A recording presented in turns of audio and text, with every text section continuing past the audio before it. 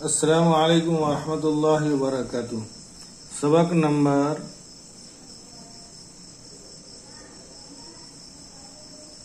7۔ پچھلی تختی دوبارہ مشق کر لیتے ہیں، ایک بار لکھ لیتے ہیں۔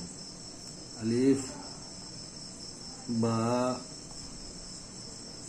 تا جیم دال را سین شین۔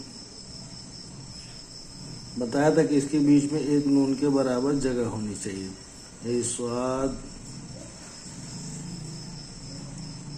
تا عین فا۔ یہ آدھی تختی ہو گئی، مفردات کی تختی ہے یہ۔ قاف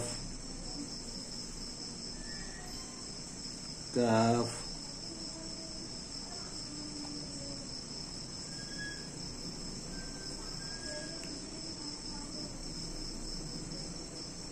لام میم نون واو ہا لام الف۔ دو چشمے ہاں رہ گیا، دو چشمے ہاں، حمزہ، ایک حمزہ یوں اور ایک حمزہ یہ، یا اور یا مجہول۔ یہ تو مفردات کی تختی ہو گئی۔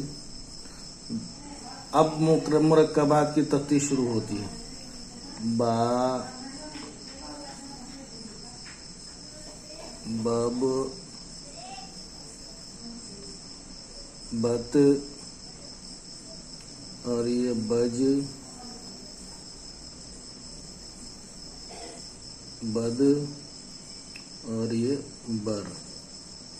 اب بات یہ ہے کہ با کیسے بنایا جائے۔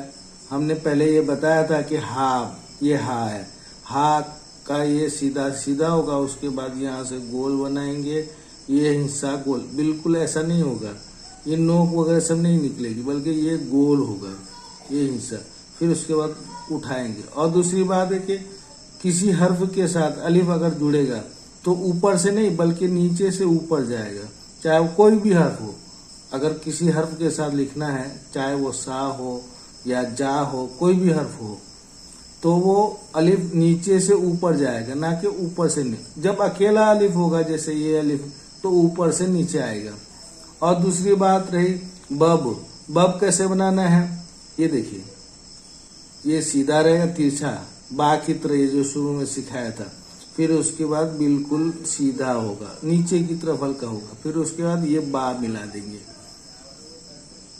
لیکن یہاں اس کونا نہیں نکلے گا، کنارا نہیں نکلے گا، بلکہ یہ گول ہوگا۔ یہ دیکھیے، یہ حصہ بالکل گول ہوگا، یہ بب۔ ایسے ہی جیسا با بنایا ہے بب، ایسے ہی بب بنا کے یہ لمبا نہ کھینچ کر اوپر اٹھانا ہے، تو یہ ہو گیا بد۔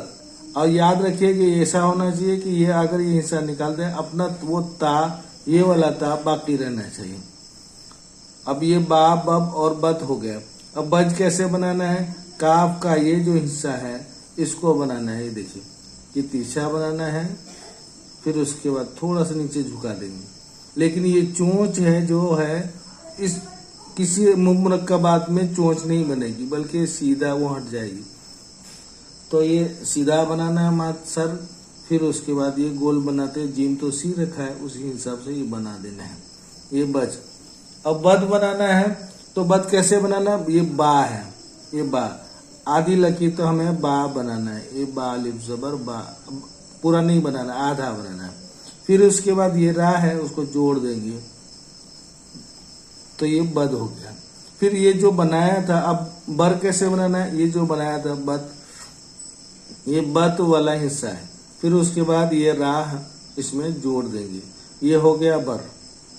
یہ مفردات کی تختی ہم اگر اچھی طرح مشق کر لیں گے تو اس میں کوئی بھی تکلیف نہیں ہوگی، بلکہ بالکل آسان ہوگا۔ सिर्फ जोड़ सिखाना है, हरूफ तो वही रहेंगे, उसमें कोई फर्क नहीं।